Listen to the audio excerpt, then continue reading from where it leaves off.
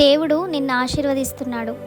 ఉదయమున నీ కృపతో మమ్మను తృప్తిపరచుము. కీర్తనలు 90వ అధ్యాయం 14వ వచనం. దయచేసి నీ దాసుడనైన నా కుటుంబము నిత్యము నీ సన్నిధిని ఉండునట్లుగా దానిని ఆశీర్వదించుము. సమూయేలు 7వ అధ్యాయం 29వ వచనం. నేడు వారి కండ్ల ఎదుట నిన్ను గొప్ప చేయ మొదలుపెట్టెదను. యెహోషువ 3:7వ వచనం. నేను అరణ్యంలో త్రోవ కలుగజేయుచున్నాను, ఎడారిలో నదులు పారజేయుచున్నాను. యెషయా 43వ అధ్యాయం 19వ వచనం. మీరు ఆశీర్వాదాస్పదమగునట్లు నేను మిమ్మల్ని రక్షింతును, భయపడక ధైర్యము తెచ్చుకొనుడి.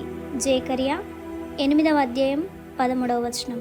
నీతిమంతుల కష్ట దినములను పోగొట్టి వారికి నెమ్మదిని కలగజేయుదువు.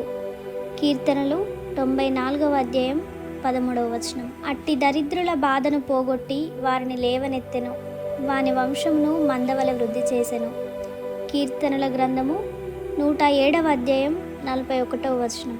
నేను నీకు తోడయుండి నిన్ను ఆశీర్వదించెదను. ఆదికాండము 26వ అధ్యాయం 3వ వచనం. నేను నిన్ను అత్యధికముగా అభివృద్ధి పొందించెదను.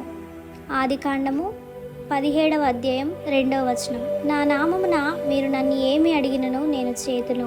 యోహాను 14:14. అయినను నీ మాట చొప్పున వలలు వేతునని ఆయనతో చెప్పెను. లూకాసు వార్త 5వ అధ్యాయం 5వ వచనం.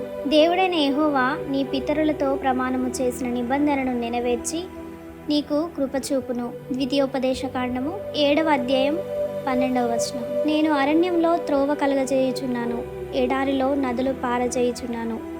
యెషయా 43వ అధ్యాయం 19వ వచనం. మీరు ఆశీర్వాదాస్పదమగునట్లు నేను మిమ్మల్ని రక్షింతును, భయపడక ధైర్యము తెచ్చుకొనుడి. జేకర్యా 8వ అధ్యాయం 13వ వచనం. నీతిమంతుల కష్ట దినములను పోగొట్టి వారికి నెమ్మదిని కలగజేయుదువు. కీర్తనలు 94వ అధ్యాయం 13వ వచనం. అట్టి దరిద్రుల బాధను పోగొట్టి వారిని లేవనెత్తెను, వాని వంశమును మందవల వృద్ధి చేసెను.